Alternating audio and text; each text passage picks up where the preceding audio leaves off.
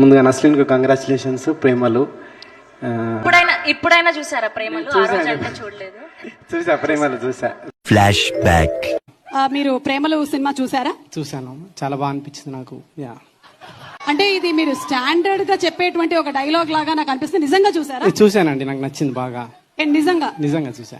ఒక 3 క్వశ్చన్స్ అడుగుతాను నేను మిమ్మల్ని సినిమా రిలేటెడ్ గా.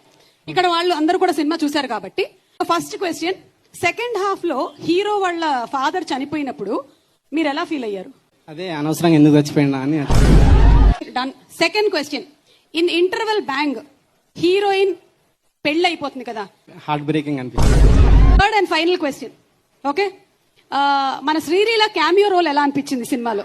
అదే హైలైట్ కాదు సినిమా. అమ్మా సాంప్రదాయిని అంటే అంటే మీరు సినిమా చూడలేదన్నమాట.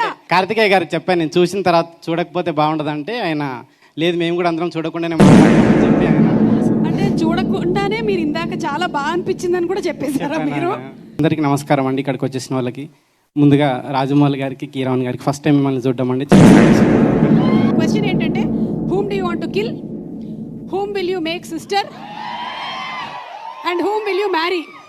బ్రిట్నీ స్పియర్స్ అంటే చిన్నప్పటి నుంచి crush, so marriage Britney spheres. Jennifer Lopez friend. Jennifer Lopez friend అంటే నాకే చెప్పలేదు, నేను చెప్పలేదండి. అది వెన్నుపోటు నాకేనా? కిల్ సుమా అంటే ఆల్మోస్ట్ అర్థమైందండి. ఆల్మోస్ట్ ఆల్మోస్ట్ అప్పుడనే ఉండదు, ఒకటేసారి ఫసక్.